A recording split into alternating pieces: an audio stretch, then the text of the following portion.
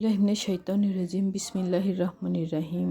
বলো, সমস্ত প্রশংসা আল্লাহর এবং তার মনোনীত দাসদের প্রতি সালাম। শ্রেষ্ঠ কি আল্লাহ, না ওরা যাদের প্রতি শরিক করে তারা? সূরা আন-নামল এবং আয়াত 59। আসসালামু আলাইকুম রহমতুল্লাহি ওয়াবারাকাতুহু। আমার মুসলমান ভাই বোনেরা, আপনারা বলেন তো, আমার এই ভিডিওটা যারা যারা দেখছেন তারা মন থেকে বলেন তো, মালিক মানে সর্বশ্রেষ্ঠ কি? বিভিন্ন দেবদেবীগণ, না আল্লাহ সুবহানাহু ওয়া তাআলা? আমার মন বলে, আমি বলি, আমি জানি, আমার সত্তা বলে যে আল্লাহ সুবহানাহু ওয়া তাআলা। তবে আপনাদের উদ্দেশ্যে আমি কয়েকটি কোরআন থেকে আয়াত পাঠ করবো ইনশাআল্লাহ তাআলা। পবিত্র আল কোরআনের সূরা তওবার 129 নম্বর আয়াত।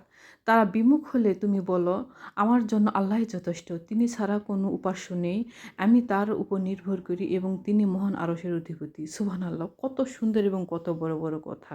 এখন কথা হলো যে কেউ যদি আমাদের কাছ থেকে সরে যায়, বিমুখ হয়ে যায় এবং আমাদের কাছ থেকে তারা অনেক দূরে বিভিন্ন কারণে চলে যেতে পারে, তো যাই হোক, যদি যায়, তবে আমরা কেন আপসেট হই, কেন আমরা বলে মন খারাপ হয়ে বসে থাকি, কান্নাকাটি করি, এটা সেটা হ্যান ত্যান অ্যাটসেট্রা অ্যাটসেট্রা, যেখানে আল্লাহ আমাদের জন্য বলেন যে কি বলবো, আল্লাহ আমাদের জন্য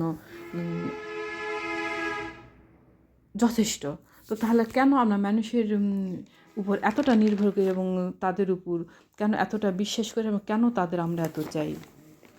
যে জায়গাত বলেছেন আল্লাহ সুবহানাহু ওয়া তাআলা যে একাকিত্ব আল্লাহর দেওয়া শ্রেষ্ঠ একটি বড় উপহার মানুষের জন্য।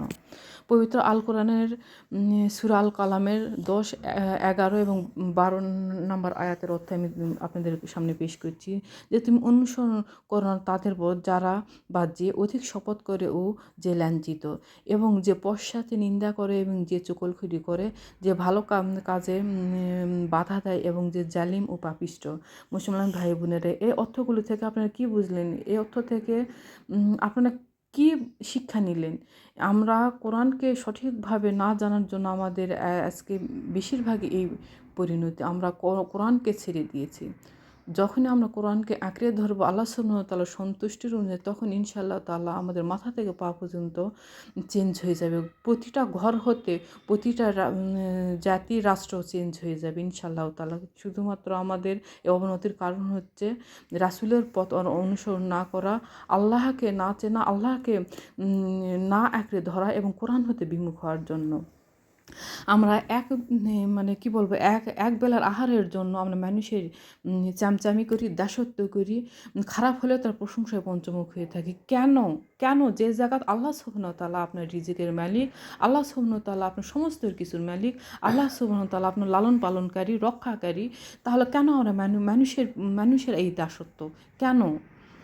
এখন আমি আপনাদের সামনে তুলে ধরব পবিত্র আল কোরআনের সূরা হাক্কাহ এর 9 এবং 10 নম্বর আয়াতের অর্থসময়। সেটা হচ্ছে এই যে পাপাসক্ত ছিল ফিরআউন তার পূর্ববর্তীগণ এবং উল্টে যাওয়া লূত সম্প্রদায়।